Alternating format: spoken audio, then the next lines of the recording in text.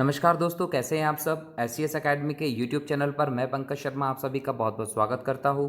दोस्तों, हमने हमारे पिछले वीडियो में बात की थी विभिन्न ग्रहों के विशेषताओं के बारे में, और आज के इस वीडियो में हम बात करेंगे सौरमंडल के विभिन्न पिंड अर्थात objects of the solar system के बारे में। दोस्तों, जैसा कि आप सब लोग जानते हैं कि जो सूर्य है वह सौरमंडल का मुखिया है और इसके अन्य सदस्यों में इसके प्रमुख 8 ग्रह हैं। किंतु इन 8 ग्रहों के अलावा भी सौरमंडल में अनेक पिंड हैं, जैसे क्षुद्र ग्रह, धूमकेतु, उल्का पिंड आदि। और दोस्तों, आज के इस वीडियो में हम बात करेंगे इन्हीं पिंडों के बारे में कि यह पिंड कैसे बने और इनकी विशेषताएं क्या हैं। तो दोस्तों, शुरू करते हैं आज के इस वीडियो को। दोस्तों, सबसे पहले बात करते हैं उल्का पिंड या मीटियोरॉइड्स के बारे में। उल्कापिंड ग्रह निर्माण की प्रक्रिया में शेष बचे अवशेष भाग हैं। दोस्तों, ग्रह निर्माण की प्रक्रिया के बारे में मैंने अपने इस लेक्चर सीरीज के लेक्चर नंबर 5 में बहुत डिटेल में बात की है कि किस प्रकार सौरमंडल की उत्पत्ति हुई और किस प्रकार ग्रहों का निर्माण हुआ। यदि आपने वह वीडियो नहीं देखा है तो निश्चित तौर पर आपको ग्रह निर्माण प्रक्रिया को लेकर समस्या होगी, अतः आप उस वीडियो को देखेंगे तो आपको यह प्रक्रिया क्लियर हो जाएगी। फिलहाल हम बात करते हैं उल्कापिंड के बारे में। तो दोस्तों, ग्रह निर्माण प्रक्रिया के अंतर्गत हमने बात की थी कि किसी बड़े से द्रव्यमान से विभिन्न ग्रहों का निर्माण हुआ है और यह द्रव्यमान किसी तारे से निकला था। इस द्रव्यमान से पहले तो बड़े बड़े जो ग्रह हैं उनका निर्माण हो गया, लेकिन इसका जो शेष मटेरियल बच गया था उस मटेरियल से बाद में उल्कापिंड, क्षुद्र ग्रह और धूमकेतु जैसे पिंड हैं उनका निर्माण हुआ है।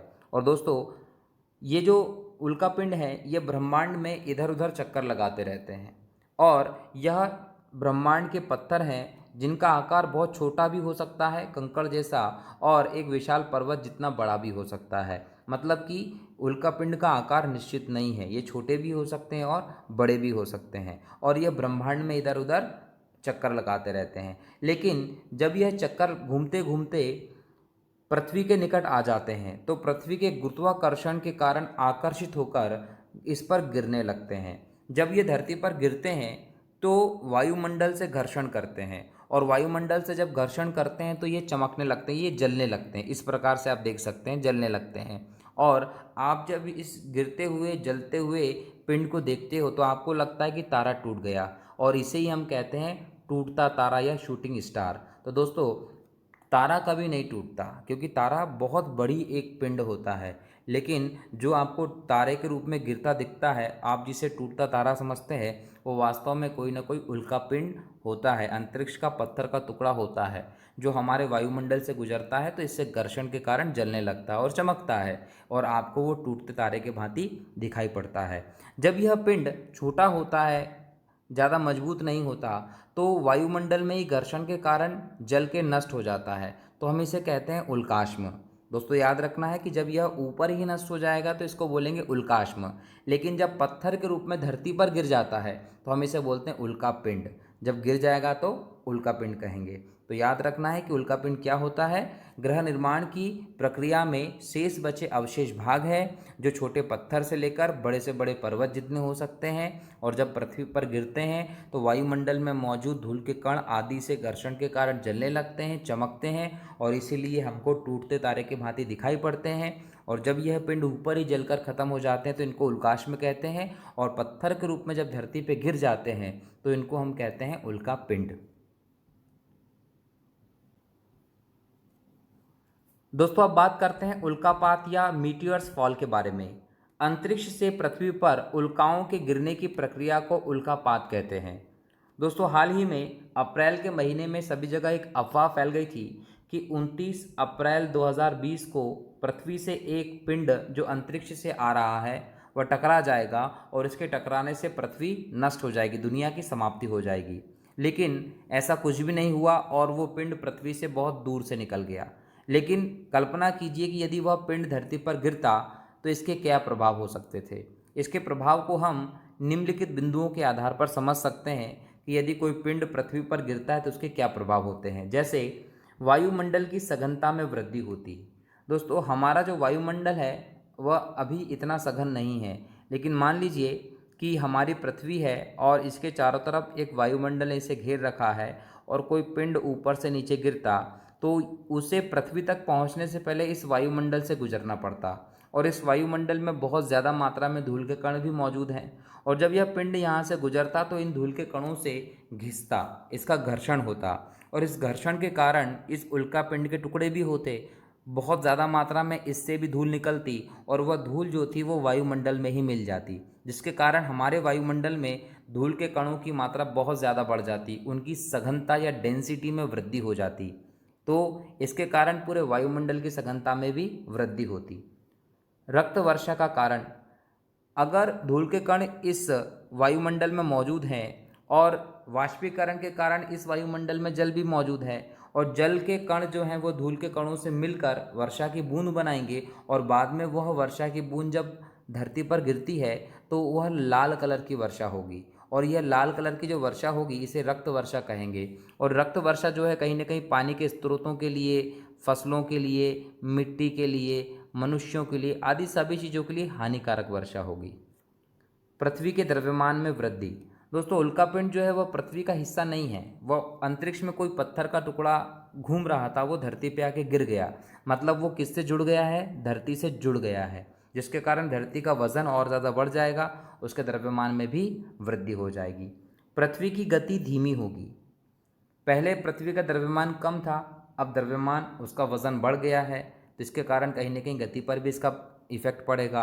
दूसरी बात कि अगर ये पृथ्वी है और यह वेस्ट टू ईस्ट घूम रही है, तो यदि उल्कापिंड इसके इधर वाले साइड से गिरता है तो निश्चित तौर पर एक ब्रेकर का काम करेगा और धरती की गति को थोड़ा स्लो कर देगा, क्योंकि पृथ्वी कैसी घूम रही है? वेस्ट टू ईस्ट, और इधर साइड से यदि कोई पिंड गिरता है तो अपोजिट डायरेक्शन से फोर्स लगाएगा, जिसके कारण थोड़ा सा ब्रेक लगेगा। लेकिन यदि इस वाले साइड से कोई उल्का पिंड गिरता है तो पृथ्वी की गति में वृद्धि हो जाएगी। तो दोस्तों याद रखना है कि यदि इधर से गिरता है तो गति धीमी होगी, और इधर से गिरता है तो कम होगी। भूकंप का कारण, यदि कोई बड़ा सा पिंड धरती पर गिरेगा तो निश्चित तौर पर भूकंप आएगा, धरती में एक कंपन स्थापित हो जाता है और उसे हम भूकंप कहते हैं। क्रेटर या झील का निर्माण, जैसे महाराष्ट्र के लोनार झील बनी है दोस्तों। जब भी उल्कापिंड गिरता है तो धरती पर बहुत बड़ा सा गड्ढा बना देता है, उस गड्ढा को हम कहते हैं क्रेटर, और इस क्रेटर में यदि वर्षा का जल भर जाता है तो वो बन जाती है क्रेटर झील। और यह किसके कारण बनी है? उल्कापिंड के गिरने के कारण। और ऐसी झील हमारे देश में महाराष्ट्र में है, जहाँ कई वर्षों पहले उल्कापिंड गिरा था और वहाँ पर इस प्रकार की झील बन गई। महासागरों के जल में वृद्धि, जल स्तर में वृद्धि।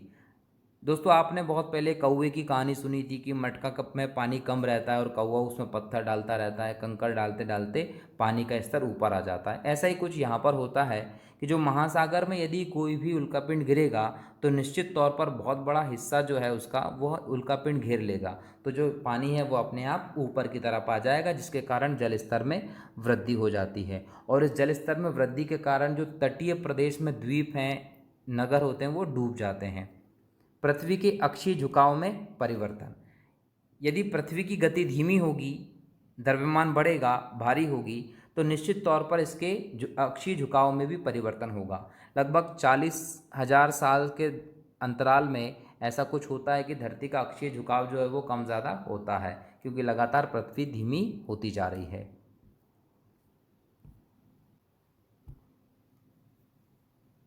दोस्तों, अब बात करते हैं क्षुद्र ग्रह या एस्टेरॉइड के बारे में।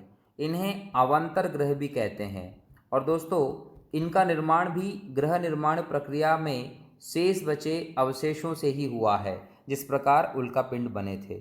और यह भी उल्कापिंड के भांति पत्थर के टुकड़े ही होते हैं, लेकिन अंतर सिर्फ इतना है कि यह मंगल और बृहस्पति की कक्षा के मध्य में स्थित पिंड है। अर्थात एक तरफ बृहस्पति है और एक तरफ है मंगल, इन दोनों के बीच में ये स्थित होते हैं। जैसे कि इस चित्र में आप देख सकते हैं कि ये जो कक्षा है ये बृहस्पति की कक्षा है और ये मंगल की कक्षा। इन दोनों की कक्षाओं के बीच में ये जो पट्टी है ये सभी क्षुद्र ग्रह स्थित हैं, और इन दोनों के बीच ही स्थापित रहते हुए ये सूर्य के चारों तरफ भी चक्कर लगाते हैं इन ग्रहों के साथ साथ। लेकिन कभी ऐसा हो जाए कि जो मंगल है या जो बृहस्पति है ये आगे पीछे हो जाएं। मान लीजिए बृहस्पति आगे निकल जाए और मंगल पीछे रह जाता है, तो ऐसी किसी भी परिस्थिति में यदि ये क्षुद्र ग्रह इन दोनों की कक्षाओं के बीच से बाहर निकल जाते हैं तो फिर ये एक उल्का पिंड के भांति होते हैं। जिस प्रकार उल्का पिंड इधर उधर अंतरिक्ष में भटकते रहते हैं, वैसे ही फिर ये भी घूमेंगे। लेकिन क्षुद्र ग्रह कब तक हैं? जब तक कि दोनों के बीच में स्थित हैं। दोस्तों, वेस्टॉल एक ऐसा क्षुद्र ग्रह है जिसे हम नंगी आंखों से देख सकते हैं, मतलब हम डायरेक्ट उसे देख सकते हैं। और एरोस एक बहुत छोटा सा क्षुद्र ग्रह है जो इन्हीं कक्षा के बीच से निकल चुका है और 7 वर्षों में एक बार पृथ्वी से लगभग 254 लाख किलोमीटर की दूरी से आ जाता है और इसकी खोज 1898 में की गई थी। दोस्तों, चंद्रमा के बाद एरोस क्षुद्र ग्रह ही दूसरा नज़दीकी पिंड है पृथ्वी का। और जो क्षुद्र ग्रह सौरमंडल से बाहर के हैं, मतलब हमारे सौरमंडल के बाहर के जो क्षुद्र ग्रह हैं, उन्हें हम सेंटोरस कहते हैं। दोस्तों,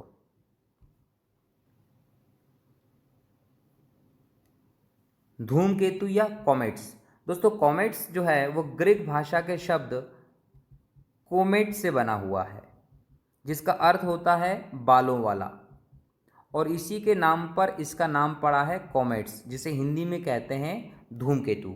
यह धूल और जमी हुई गैसों के पिंड होते हैं जो सूर्य की कक्षा में अनियमित इधर उधर घूमते रहते हैं, लेकिन कभी कभी यह रास्ता भटककर सूर्य के अत्यधिक नज़दीक चले जाते हैं और सूर्य की गर्मी के कारण इनकी जो गैसें होती हैं वो पिघलकर इस प्रकार से पीछे की तरफ स्थापित हो जाती है। इसलिए इसको पुच्छल तारा कहते हैं, क्योंकि यह पूंछ के भांति दिखती है। दोस्तों, यह निश्चित या टिकाऊ नहीं होते। क्यों? क्योंकि इनकी जो गैसें हैं वो पिघलकर जब पीछे जाती हैं तो पीछे जाकर पुनः ठंडी होकर एक पिंड के रूप में स्थापित हो जाती हैं। लेकिन अब जो पुनः पिंड बना है वह पहले के पिंड से अलग आकृति का है, अलग आकार का है, इसलिए इनका आकार निश्चित नहीं होता। जो पूंछ है वो हमेशा सूर्य से दूर की तरफ बनती है, क्योंकि उल्का पिंड जब सूर्य की तरफ जा रहा है तो पूंछ पीछे की तरफ बनती है, तो हमेशा जो पूंछ है वह सूर्य से दूर जाती हुई नज़र आती है और हर बार जो पूंछ है वो छोटी होती जाती है। क्यों? क्योंकि जैसे जैसे सूर्य के पास जाएंगे तो गैसें पिघलेंगी, तो कुछ द्रव्यमान जो होता है वो इसका फैल जाता है इधर उधर, पुनः उतना ही द्रव्यमान के रूप में पिंड नहीं बनता जितना द्रव्यमान वाला पिंड पहले था, इसलिए हर बार पूंछ जो है वो छोटी होती चली जाती है। हेले नामक धूमकेतु बहुत ज़्यादा प्रसिद्ध है, जो 76 ईयर में एक बार दिखाई पड़ता है। लास्ट टाइम यह 1986 में दिखा था और अब कब दिखेगा? 2062 में दोबारा दिखाई देगा। और दोस्तों, हेले धूमकेतु कुछ इस प्रकार का दिखाई पड़ता है। अब हम कुछ शब्दावलियों की बात करते हैं। जैसे एक शब्द है बोलाइड, आपने सुना नहीं है, लेकिन इस शब्द को जाने कि बोलाइड क्या होता है। दोस्तों, हमने अभी बात की उल्का पिंडों के बारे में। जब उल्का पिंड धरती पर गिरते हैं तो उन्हें धरती के इस वायुमंडल को क्रॉस करके आना पड़ता है और इस वायुमंडल में बहुत सारे धूल के कण हैं, और जैसे ही कोई उल्का पिंड धरती की तरफ गिरता है तो इस वायुमंडल से गुजरेगा और धूल के कणों से घर्षण के कारण वो जलने लगता है। लेकिन दोस्तों, गिरने के दौरान जो उल्का पिंड है उसकी गति बहुत ज़्यादा होती है। मान सकते हैं कि 70-80 किलोमीटर प्रति सेकंड की गति से गिरता है। जब इतनी तेज गिरता है तो ज़्यादा घर्षण के कारण इसमें यहाँ एक विस्फोट हो जाता है। इस विस्फोट को ही हम कहते हैं बॉलाइट। और इस विस्फोट के कारण इस उल्कापिंड के टुकड़े टुकड़े हो जाते हैं, और जब कोई टुकड़ा धरती पर गिरेगा तो उस टुकड़े को कहा जाता है टेक्टाइट। याद रखना है, टेक्टाइट जो होता है वो टुकड़ा होता है जो बोलाइट के कारण उल्कापिंड से टूट के धरती पर गिर गया है। तो ये 2 शब्द आप लोग याद रखें जो किताबों में नहीं मिलते, लेकिन आपको यहाँ ध्यान रखना होगा। तो दोस्तों, आज के इस वीडियो में इतना ही। मुझे उम्मीद है कि आपको काफ़ी कुछ समझ में आया होगा, और अगर आपका कोई डाउट होता है तो प्लीज़ कमेंट बॉक्स में आप डाउट को कमेंट कर सकते हैं। मैं निश्चित तौर पर उसका उत्तर आपको ज़रूर दूंगा। और अगर आपको ये वीडियो अच्छे लग रहे हैं, आपको समझ में आ रहा है, तो प्लीज़ लाइक कीजिए, शेयर कीजिए, ताकि आपके जो दूसरे दोस्त हैं वह भी इनको देख सकें, सुन सकें और उन्हें भी फ़ायदा हो। धन्यवाद दोस्तों। जय हिंद, जय भारत।